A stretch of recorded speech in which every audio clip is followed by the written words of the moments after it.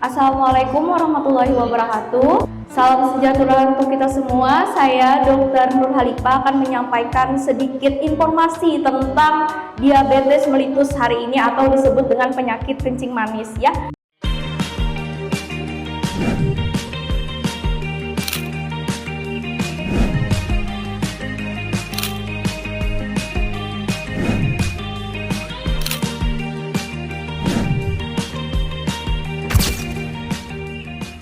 Yang sering ada di masyarakat kita. Memang penyakit kencing manis ini termasuk penyakit yang tertinggi di Indonesia ya, terutama memang kendala juga kita di sini dalam tata laksana penyakit diabetes mellitus. Nah, di mana penyakit kencing manis ini sering disebut di masyarakat kencing manis itu karena adanya tingginya kadar gula darah di dalam darah yang tidak normal. Biasanya normalnya gula darah puasa itu kurang dari 126 mg per desiliter atau gula darah sewaktu itu kurang dari 200 mg per desiliter. Tetapi pada orang dengan diabetes mellitus atau penyakit kencing manis itu biasanya lebih dari angka yang saya sebutkan tersebut. Mengapa bisa terjadi hal demikian? Itu ada beberapa faktor resiko yang bisa diubah dan tidak bisa diubah. Misalnya kalau yang tidak bisa diubah itu karena usia ya.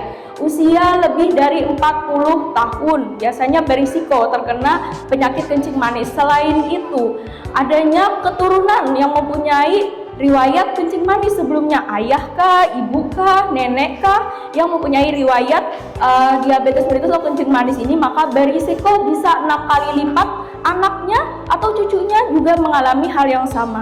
Selain itu, ibu dengan diabetes mellitus sebelum hamil normal aja nih gula darahnya, tetapi pada saat hamil tiba-tiba gula darahnya tinggi. Selain itu, ibu dengan melahirkan anak lebih dari 4 kilo atau misalnya melahirkan anak yang berat badannya itu kurang dari 2,5 kg, itu juga berisiko dengan riwayat gula darah tinggi.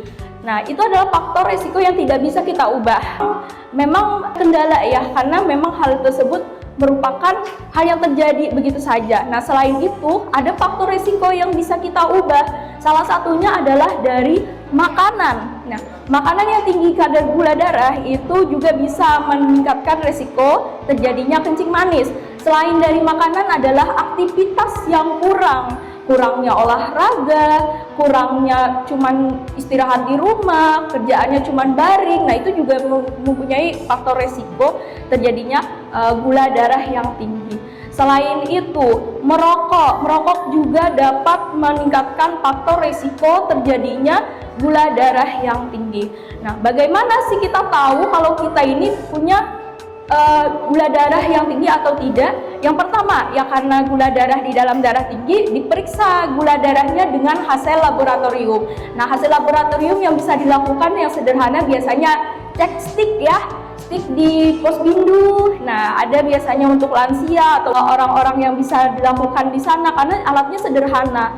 Kalau misalnya punya faktor risiko lain, bisa dilakukan tes laboratorium lengkap di puskesmas terdekat atau rumah sakit terdekat. Nah, gula darah yang tinggi yang diperiksakan, maka akan kita lakukan tata laksana lebih lanjut. Biasanya yang pertama modifikasi gaya hidup, berarti rajin olahraga, makanannya dijaga. Kalau tidak bisa juga dibantu dengan hal-hal tersebut, maka kita berikan obat terapi untuk mengurangi kadar gula darah di dalam darah. Bakteri itu suka sekali dengan hal yang manis-manis. Nggak kita aja yang suka manis, bakteri pun juga bisa manis.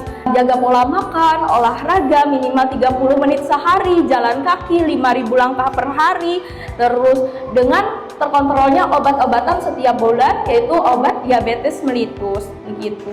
Mungkin itu yang bisa saya sampaikan. Semoga informasi ini bermanfaat. Segera cek kesehatan ibu-ibu dan bapak-bapak ke Posbindu atau puskesmas terdekat dengan keluhan yang saya sebutkan tadi, agar petugas bisa mentata laksanai diabetes dengan lebih cepat agar tidak terjadi komplikasi.